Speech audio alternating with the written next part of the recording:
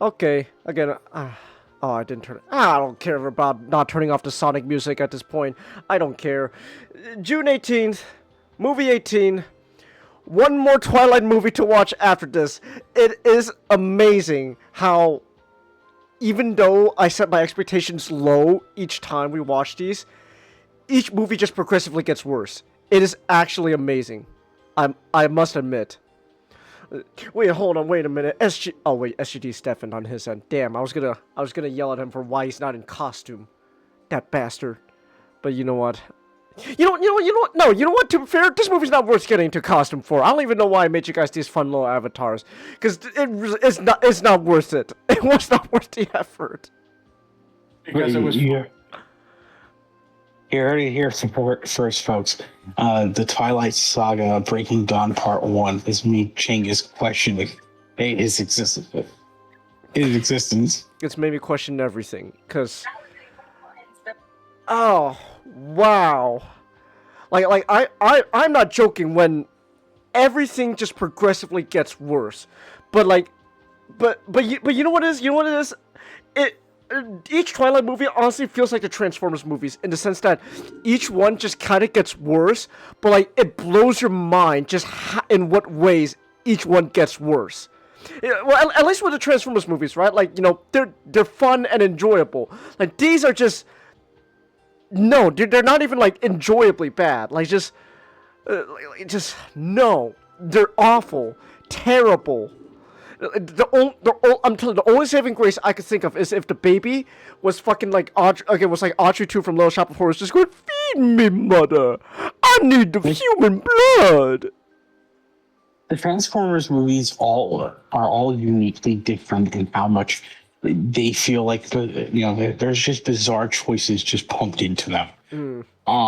The Twilight movies have a problem where all of them are just boring. And then you could spot one thing that just doesn't make sense. And you know why it doesn't make sense.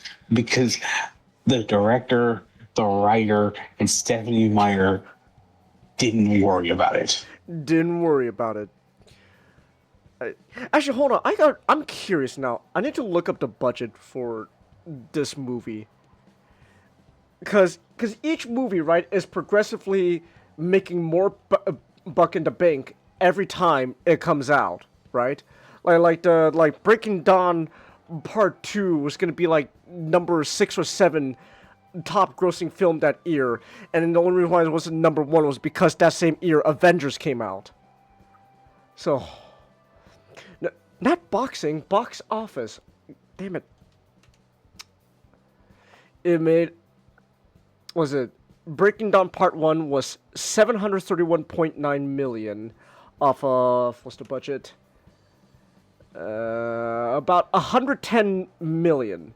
Like around, it was between 110 and 127.5. So let's just say 127.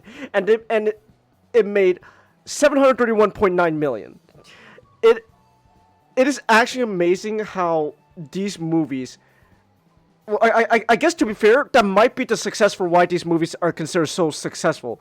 Because... well, okay, I don't know if, like, you know, $100 million back in, like, the 2010, early, like, 2010, 2011 was, like, considered, like, not that big, which, you know, again, 100 million is a big number, but, like, when it comes to, like, you know, producing movies, 100 million isn't that much, especially nowadays, so... Like, is that the key for why these movies are considered so successful? Because, like, they're just cheaply made? Yeah. Oh my goodness. Like, you don't need, like the problem that, like, Hollywood's been having for quite a while is that they think that pumping money into these projects and, you know, to be kind of like, you know, hush hush, realistic with you. The reason they're pumping all this money into these projects, certain lawyers said, they're, well, you know, like, yeah, they like you could.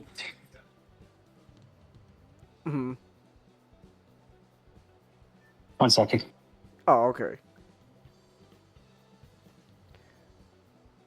Man, this movie just continues to baffle me and amaze me.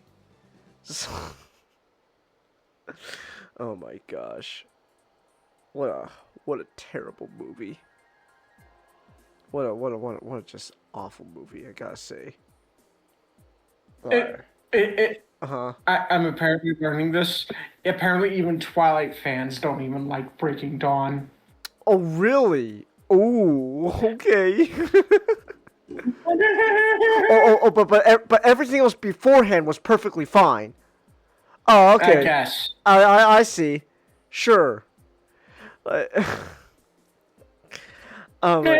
these are even fun bad. No, they're not even fun bad. They're just bad.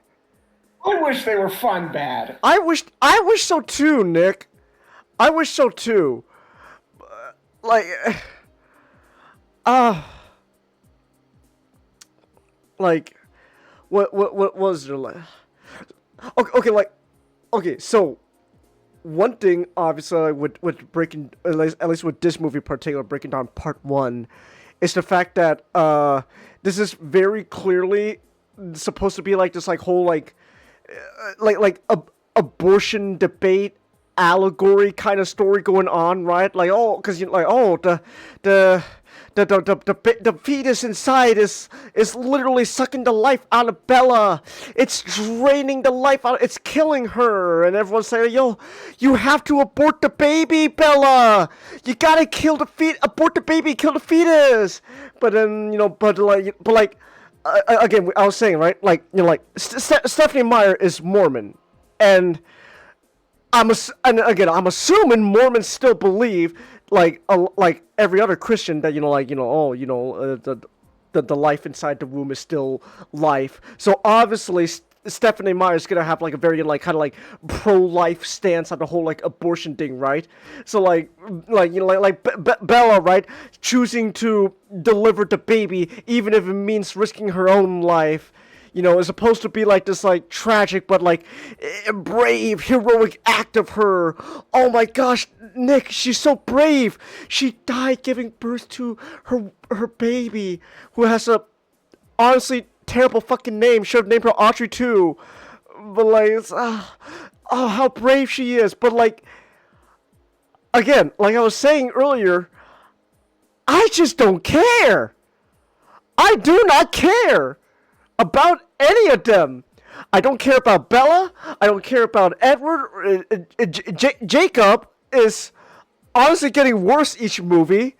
And literally, the movie opens up with him throwing a fucking hissy fit, and temper tantrum, running away, because he got a wedding invitation to Bella and Edward's, wedding. It's like, oh, they're getting married. Oh, I don't like that. I'm gonna throw a temper tantrum. And just runs away. But like, I do not care. Hold on 1 second. Hands is muted.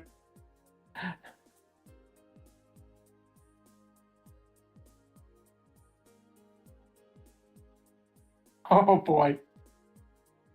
Right in the middle of recording. Shit, I hope it's nothing bad. Bad. No one understands privacy in this household. I told you that. Okay. So, and anyways, what was it? Oh yeah, I just don't care. I don't care, Nick. That like I don't know. Like on one hand, Nick, on one hand, I can at least kind of, I don't know, how do I put this? In a weird sense, I kind of respect the idea that Stephanie Meyer has a clear stance that she wants to stand on, right? When it comes to like the whole thing, but like, I don't care, because everyone's awful. Everyone's awful, and also just like this question wasn't asked before. No, it wasn't. It just it's just plopped on us. Just I guess we're doing the abortion thing now. Oh. Like so I recently read somewhere where people are like, modern romance movies don't work because all of it is just getting to the next thing until the movie ends. So it's like, oh, they meet and then they bang. And then they don't see each other, and then they meet again, and then like the girl gets like all the red flags and stuff, and then they speed run through the first date, and then they bang again, and then bang again, and then like the third act, the second act, no, I think it's the second or the third act breakup happens, and then they get back together. The end. The end. Like there's all these movies kind of suffer from the same problem where they're all just set pieces, and they don't have those moments in between where, like, you know, those important moments in between where, like, you know, they actually have something meaningful to say, or like they show off like how the characters, you know, how the characters view things and how they could compare and contrast. It's like, no, it's because every time there's just a moment like that with Bella and Edward or even Jacob, they're all either like bitching at each other like it's the Jersey Shore, or they're all saying philosophical nothings.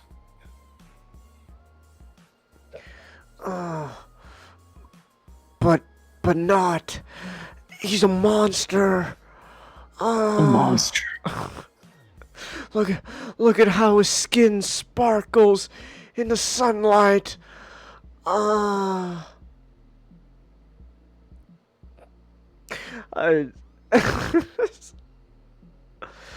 my gosh. But like everyone's awful. Everyone in this movie is just awful.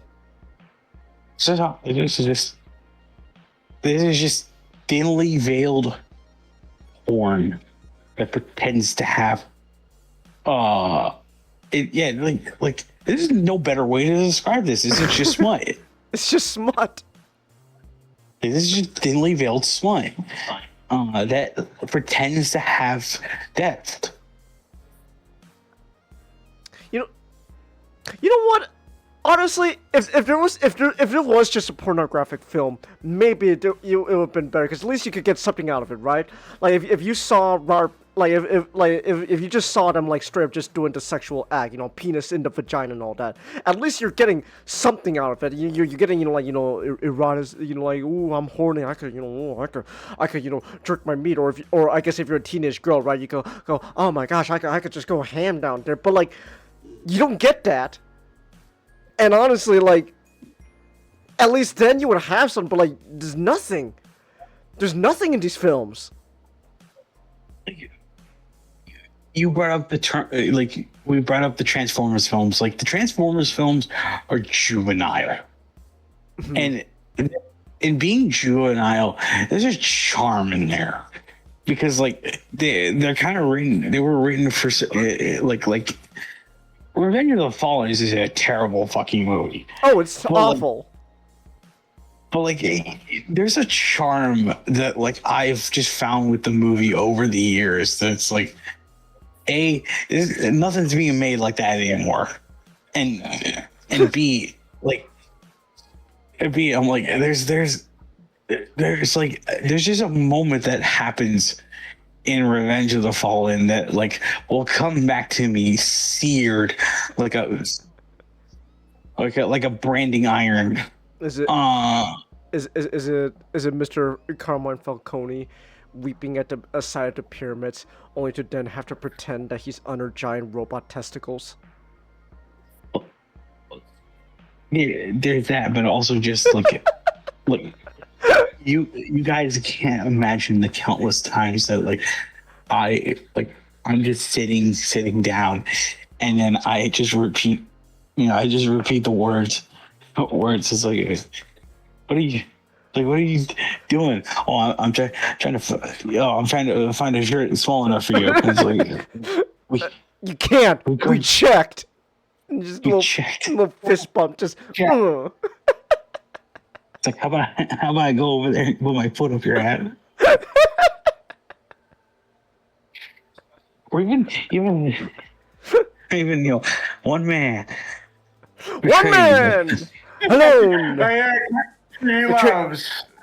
Betrayed by the country he loves. I mean, let's be honest. Revenge of the Fallen is carried by John Turturro. You know what? If there was someone in this movie who just is like just hamming it up and wacky like John Turturro, maybe then we might have gotten something actually enjoyable.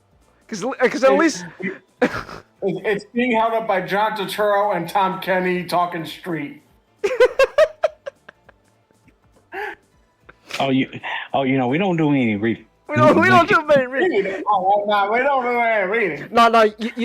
You know what? Honestly, the racial characters honestly would have made this movie better. Because again, at least then there would be something. There'd be something. But like this movie has none of it. It's got nothing to go for it. It's just things happening. I mean, I guess, right? There's the whole. I guess there's the whole imprinting thing, right? But like, but at the same, and to be fair, like that was honestly like, just amazing to watch. Like, oh my gosh, he's actually doing it. He's fucking falling in love. Jacob, you terrible human. You terrible person. That happens, and the thing that makes that better is just he falls down onto his knees. Oh yeah, that's right. Like he goes on his knees, like a knight bending. Do you get it, not? Oh my gosh, it's like a knight on his knee bowing to his queen. Oh my god. Ah. I'm sorry.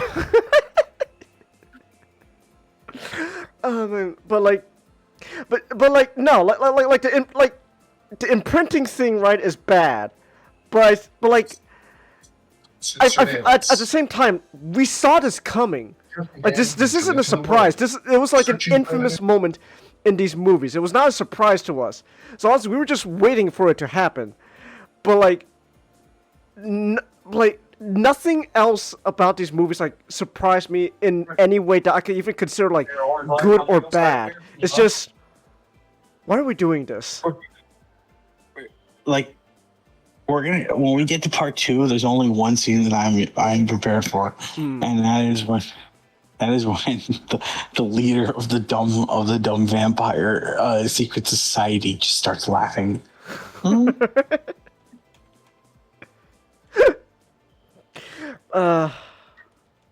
Because you hear it and you think you think that they were going for a maniacal laughing, like a maniacal laugh, but this van is just starting to laugh with this awkward goddamn laugh for no reason.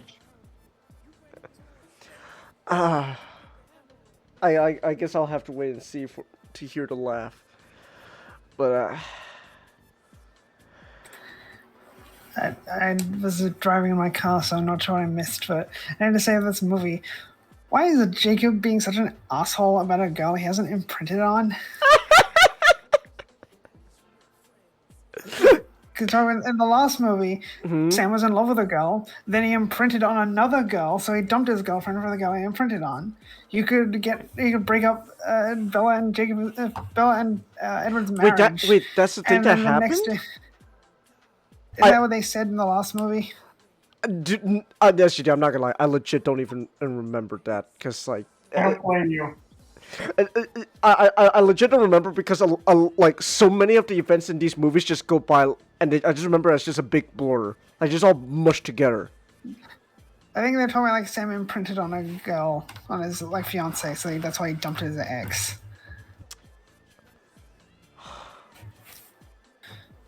It's like Edward and like Jacob could break up Edward and Bella's marriage and then imprint on a different girl the next day. Like, oh, sorry, Bella, I know I said I was in love with you and I broke up your marriage, but I imprinted on someone.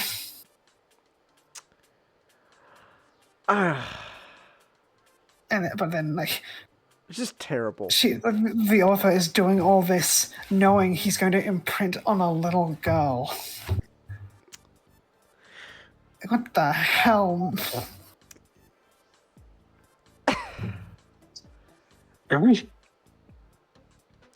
Oh, go ahead. No. Everyone is just written like they're the cast of a reality TV show. If Stephanie Meyer knew what she was doing, I would believe she made Jacob imprint on a little girl just to spite people complaining about the age gap between Edward and Bella. Like, oh, you don't like an older man and a younger woman? Well, how about I swap it around, jerks? How about I swap it around? Take that. That would be clever, but I don't believe she's clever enough to make that. No. Yeah, like, if she knew what she was doing, I could believe she'd do that. But she hasn't. She had no idea what she was doing writing any of these books. No. Like, authors like Stephen King came out like, J.K. Rowling is a really great writer. Stephanie Meyer is not. I was like, anyway, you're gonna have to do that to her. Okay, that line's actually really funny considering everything going on with J.K. Rowling now. That's really funny. My brother read the Harry Potter books and he says J.K.'s not a good author. But from what I haven't read the book, so I've heard she does get better, which is to be expected. J.K. Rowling had a problem where like a lot of the descriptions of her, like the descriptions in her book and like the early books were really solid, but when it came down to like writing dialogue for characters, they all kind of just felt weird and off. Granted, this is my brother and his criticism not great, so the only complaint he could really communicate was that she overused the term snog. Your brother is a moron. J.K. Rowling's not a good writer. Why do you say that? She uses snog a lot. What else?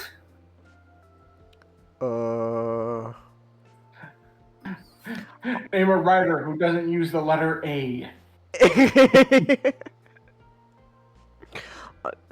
Honestly, my only thing really with J.K. Rowling nowadays is just her just again retroactively going back and being mad at her own writing. It's like, what? I don't understand. Hermione should be black. It's like, bitch, you wrote her to be the whitest ass woman you've ever written. What do you mean she's black? I can't believe they did that to Snape. You did that to Snape. You did that. I love like J.K. Rowling just looks at like the movie versions of her books and she realizes, oh man, like that's what I should have been doing. That should have been what was written. But she doesn't blame herself. She just blames a third person that she created. Oh man, Harry and Hermione should have been together. Damn it! Why aren't they together? You wrote them to not be together. Apparently, like Ron and Hermione are a much better couple in the books than in the films. It's like, did she just watch the films and forget she wrote the books? It's like she apologized for killing off Snape. Like, don't apologize for that. Don't apologize. What are you doing? So killing off Snape was a great way to end his arc. End his arc. He was also an asshole and a creep. That too. Honestly, I'm okay. One, we are now just completely off track of Twilight, so that means we're practically done with this video. But two, I'm not gonna lie, I'm very curious how long that new Harry Potter show can go with Black Snape before they have to change things. Because Oh, look, all I'm just gonna say is Harry's pale ass dad putting Black Snape to like dangle off of a tree. Not gonna lie, not exactly the best look. Are they gonna make him that he's trying to impress Lily, and then he gets caught in the tree himself, and then James just laughs at him? Which is still not exactly any better. He's gonna put himself in the tree. He's gonna put himself in the tree. We're gonna be watching Vampire Sucks on Saturday. There better be a fucking werewolf joke. There should be. Damn, Nick, actually, Nick, you just reminded me. I forgot. The biggest criticism of this movie. Why doesn't Jacob just pee on the baby to tell the other werewolves to back off? That means he marked his territory. That means they can't harm her. What's gonna happen with Black Snape is James is gonna bully him very slightly, and then Lily's like, "Stop it, James! Like, you call that bullying? I can bully myself way worse than that. Watch me bully myself, Lily." Oh yeah, that's right. But bunch of white ass British kids ganging up on the one black kid in the wizard school. Not gonna lie. Someone didn't think that through. I feel bad. I feel bad for the actors because like, I know they're gonna get reamed by everyone because they because you know they thought to themselves, oh hey, I get to be part of like you know one of the biggest franchises in the world, and then they don't realize they're like, oh yeah, like they're not gonna have a career after this because everyone is just crazy. Everyone's just crazy. Yeah. But anyways, there's only one more movie to watch now when it comes to Twilight. We do it like a big musical number, signifying how relieved we are when we are done when we do the final video on this one. I mean, I guess I'll even know what to sing. I don't know. We'll think of lyrics. We'll think of lyrics. Oh my goodness. Yeah. Part 2. Let me go ahead. Parody that one song from The Simpsons, Planet of the Apes musical. Dr. Sayers, oh Dr. Sayers. We were wrong. It was bad all along. I hate apes from Japan. Japan.